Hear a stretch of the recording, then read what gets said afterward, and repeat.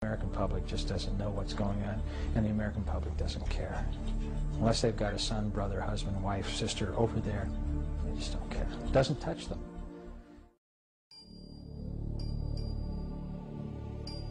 In the very beginning, there was a conviction that Saddam Hussein was a bad person and that he needed to go. He says that going after Saddam Hussein was topic A 10 days after the inauguration, 8 months before September 11th. There are memos. One of them, marked secret, says, plan for post-Saddam Iraq.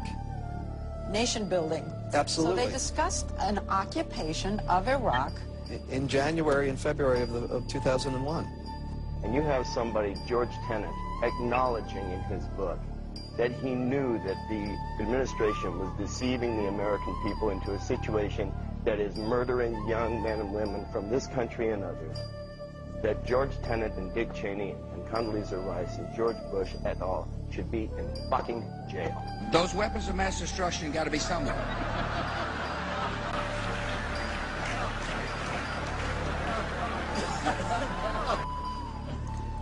Nope, no weapons over there.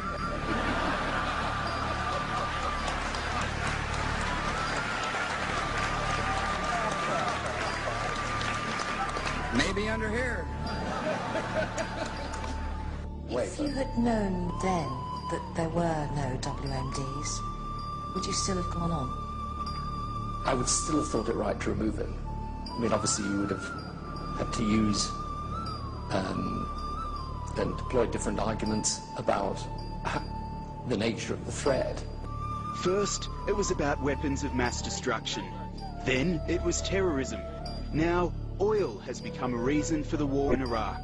Obviously, the Middle East itself, not only Iraq, but the entire region, is an important supplier of energy, oil in particular. Why the fuck are we there?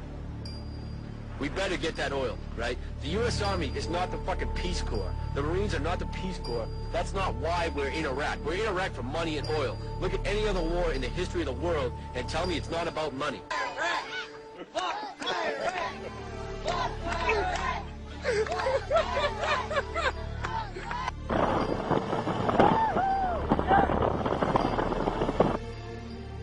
It was one of those things that's like recommended to you on the side, where it's like, you know,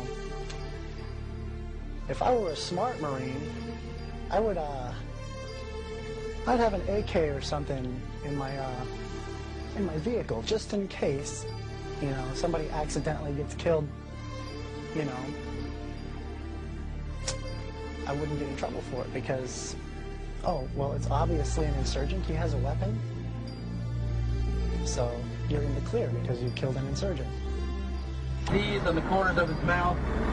He's got like droopy eyes that stick out of his head. Pretty fucking ugly. Fucking ugly looking. Ugly fucking kid. Last year, 4 soldiers were jailed for mistreating Iraqi civilians. The men took pictures of the ill treatment. One showed a terrified man suspended from the prongs of a forklift truck, draped in a cargo net. We're so self-important. So self-important. Everybody's going to save something now. Save the trees, save the bees, save the whales, save those snails. And the greatest arrogance of all, save the planet. What? Are these fucking people kidding me? Save the planet? We don't even know how to take care of ourselves yet. We haven't learned how to care for one another. We're going to save the fucking planet? I'm getting tired of that shit.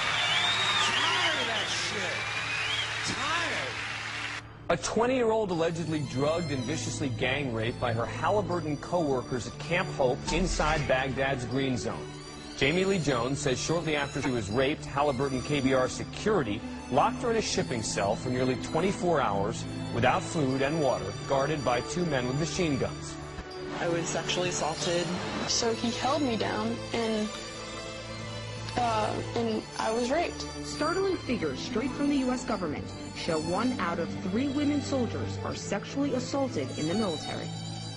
Commanders don't encourage the women to come forward, or the opposite. They pretty much tell them to move on with their life, that it won't be good for their careers, and He made them feel guilty, and some of them have even been prosecuted for coming forward and reporting it.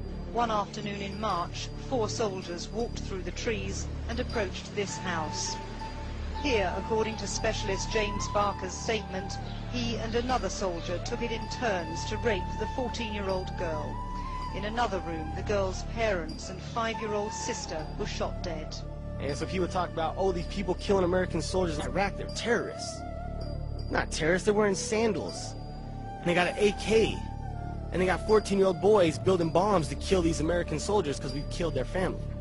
I was ordered to kill innocent people. We killed innocent people. When they shot at us, we shot at everybody. We reach a level where we can create amazing technology, and we use that technology to pepper bomb cities full of civilians. And you know, we're at the cutting edge of evolution. We can kill more people in one goal than ever before. Hey! And this is what we do in the name of freedom. We think it's okay for children to sign their names on bombs which end up on children just like them in the Lebanon. But we don't want to talk about that. Hey, here's a game show. Watch this. Shut up. Hey, honey, quick. She's going for the car. But we don't want to talk about this. Oh, no. Hey, quick, honey. There's a picture of Paris Hilton naked in the back of a car. Quick. Was that the car that lady just went for? Watch this. Shut up. Don't let's talk about this and get all moral about it. Let's talk about Janet Jackson's breast at the Super Bowl. Hey, the moral fiber of America is collapsing. Oh, no, that's the moral. This is fighting for peace. This is just collateral damage. Don't worry about it. Barely able to breathe, yet Fatima Ahmed spoke for a city. Sky News told the story of the baby born with 2 heads in May last year. Her mother Shakria pleaded for help. Why was her child one of an increasing number born with deformities since the war like this? And this is just a snapshot of children with problems, all born within the last 8 months. Look at the hand of this child with its misshapen limb and too many fingers. Some of the other pictures we've obtained are far too shocking to show. The couple has a baby girl who was born with a birth defect on one hand. Her mother is convinced that it is on account of Gerard's exposure to DU. And I saw a baby. I think I have the picture, whose hand was identical to my daughter's. An Iraqi baby who had been exposed to depleted uranium. For me, that was the proof. My baby's hand and the hand of that Iraqi baby. It has been said that when in the course of human events, an oppression so revolts its subjects that it becomes necessary to alter or abolish the means of that tyranny. Is it that time when our Bill of Rights is defiled every day? When our adventures abroad threaten our security at home? When the Federal Reserve keeps our free nation enslaved by debt? When the people of the world tremble under the thumb of corporate imperialism? And now, our nation is drifting dangerously from freedom to fascism. As Iraq veterans against the war, we are resisting an occupation we once risked our lives for. We swore to support and defend the Constitution of the United States of America, but we found out the hard way that the greatest enemies of the Constitution are not to be found in the sands of some far-off land, but rather right here at home.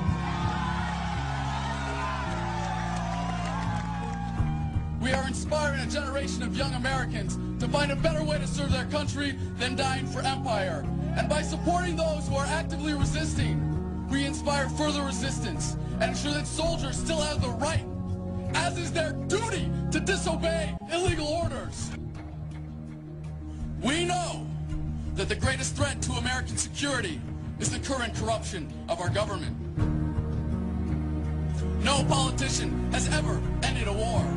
Civil rights were won in this country not by any legislator, but by a movement.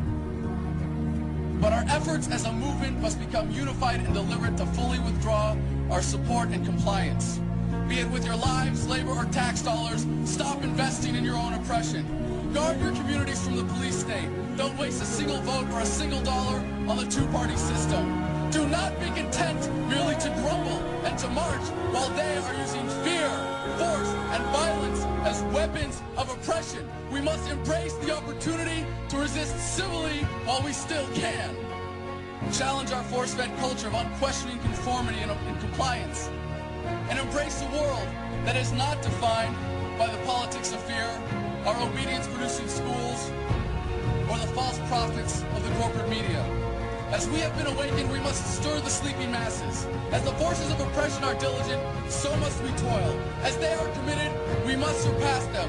As they step up their efforts, we must rise up to defeat them as a unified movement. We will not be silent. We will not obey.